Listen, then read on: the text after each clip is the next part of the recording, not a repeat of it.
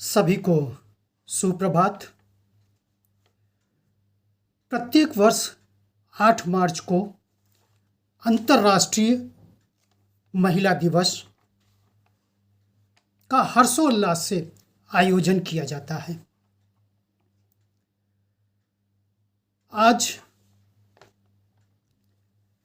मैं इस अंतर्राष्ट्रीय महिला दिवस के उपलक्ष्य पर अपने कुछ विचार आप लोगों को देना चाहता हूं। शायद अब मेरा ये विचार आप लोगों को एक अच्छा लगे।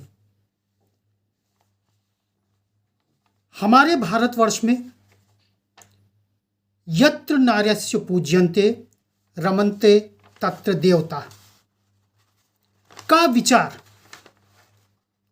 आज से नहीं, सनातन से चला आ रहा है और इसी कारण से हमारा ये भारतवर्ष एक नारी प्रधान देश तो अभी नहीं बन पाया है, लेकिन एक अत्यंत सम्मानित और अत्यंत उच्च स्थान पर इनका आदर पूर्वक स्थान दिया गया है। सनातन के पृष्ठों को पलटने पर पता चलता है कि शतपथ ब्राह्मण में उल्लेख है कि मर्यादा पुरुषोत्तम श्री राम जी के गुरु श्री वशिष्ठ जी के गुरुकुल में संगीत शिक्षण का कार्यभार उनकी विदुषी पत्नी अरुंधति जी के द्वारा दिया जाता था। इसी तरह से ऋग्वेद में भी सैकड़ों की संख्या में विदुषियों का उल्लेख है, जैसे गार्गी, मैत्रेयी, घोषा, अपाला, लोपामुद्रा। नाम तो बहुत ज़्यादा हैं। अगर इनका नाम लिया जाए तो कई पृष्ठों की एक किताब बन सकती है। और जहाँ तक महिला दिवस के बारे में बात है, कुछ चंद शब्द यहाँ पर मैं आपके सामने रखना चाहता हूँ। जैसे मासूमियत में बेटी हूँ मैं, केयर में बहन हूँ मैं, अंडरस्टैंडिंग में दोस्त हूँ मैं, डेडिकेशन में पत्नी हूँ मैं, दिव्य में माँ हूँ मैं, आशीर्वाद में दादी और नानी हूँ मैं, एक में अनेक हूँ मैं नारी हूँ मैं, नारी हूँ मैं। इसी तरह से कभी माँ बनकर, कभी बहन बनकर, कभी पत्नी बनकर आदमी को सही राह दिखाती हूं मैं। कुछ लोग तो ये कहते हैं कि, जो कि शायद गलत है, औरत का कोई घर नहीं होता, लेकिन ये मेरा मानना है और शायद मेरे इस विचार से आप लोग भी पूरी तरह से मेरे साथ होंगे कि औरत के बिना कोई घर नहीं होता है। चंद शब्दों में मैं एक और विचार भी देना चाहता हूं। सैकड़ों फूल चाहिए एक माला बनाने के लिए, सैकड़ों दीपक चाहिए आरती का थाल सजाने के लिए, करोड़ों बूंद चाहिए समुद्र बनाने के लिए, मगर एक स्त्री अकेली ही काफी है घर को स्वर्ग बनाने के लिए। हम लोग अच्छे ढंग से जानते हैं कि यदि किसी एक महिला को शिक्षित किया जाए तो सिर्फ एक महिला शिक्षित नहीं होती है, बल्कि उसका पूरा का पूरा परिवार ही शिक्षित हो जाता है।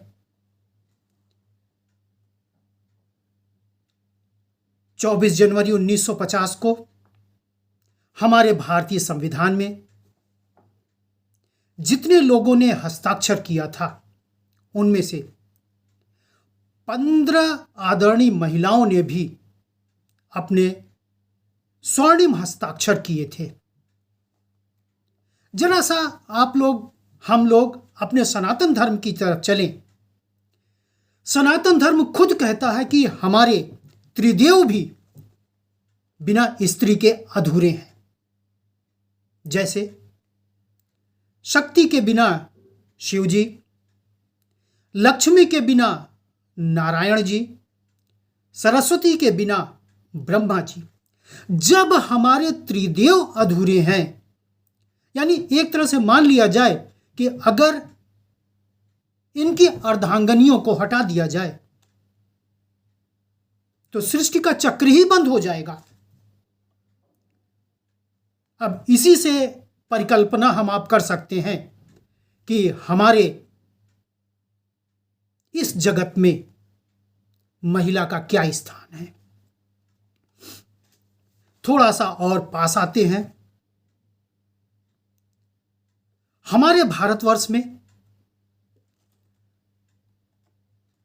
इंदिरा गांधी का नाम, किरण बेदी का नाम, रानी लक्ष्मीबाई का नाम, जीजाबाई का नाम, अहिल्याबाई होलकर का नाम एक राष्ट्र निर्माता के रूप में किया जाता है, जिन्होंने अपने दम पर हमारे राष्ट्र को एक नई राह और मजबूती प्रदान किया था।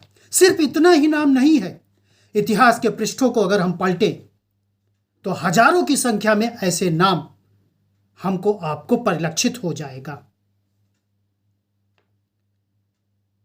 फिर एक बार हम अपने प्रकृति ईश्वर की तरफ चलते हैं। इस पृथ्वी पर ईश्वर ने अगर सृजन करने का अधिकार दिया है तो सिर्फ स्त्री को ही दिया है। प्रकृति के बाद ईश्वर ने इस दुनिया में अपने सबसे शानदार हस्ताक्षर के रूप में स्त्री को भेजा है। शायद इसी कारण प्रकृति, शक्ति, ममता, माया, क्षमा, तपस्या, आराधना, दिया, बाती, घंटी इत्यादि नाम स्त्री से संबंधित हैं। हमारे देश में जितने भी नदियों के नाम हैं वो हमारी आदरणीय स्त्रियों के नाम से रखा गया है।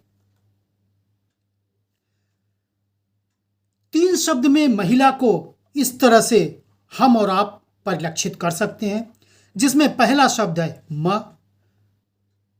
इसका मतलब है मन को जानने वाली। दूसरा शब्द है ही, इसका संकल्प है हिम्मत वाली। और तीसरा नाम है ला, लाड़ प्यार और दुलार करने वाली। ये हमारी महिला है, ये हमारी महिला है। 23 दिसंबर 1936 को अखिल भारतीय महिला सम्मेलन में राष्ट्रपिता महात्मा गांधी जी ने कहा था, जब महिला, जिसे हम अबला कहते हैं, सबला बन जाएगी तो सभी जो असहाय हैं शक्तिशाली बन जाएंगे।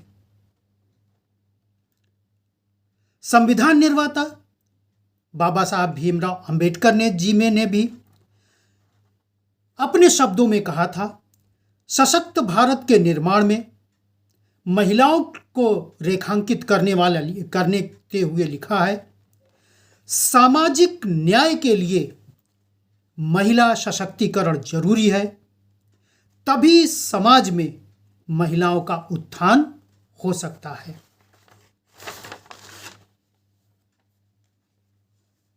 इसी प्रकार यदि हम देखें तो प्रत्येक क्षेत्र में महिलाओं का योगदान एक अतुलनीय, एक अभूतपूर्व है। और इसी कारण से प्रत्येक स्त्री और प्रत्येक महिला एक आदरणीय है, एक सम्मानीय है, एक पूजनीय है।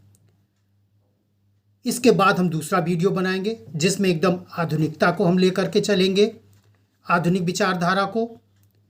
अब दूसरा वीडियो हम बनाने जा रहे हैं।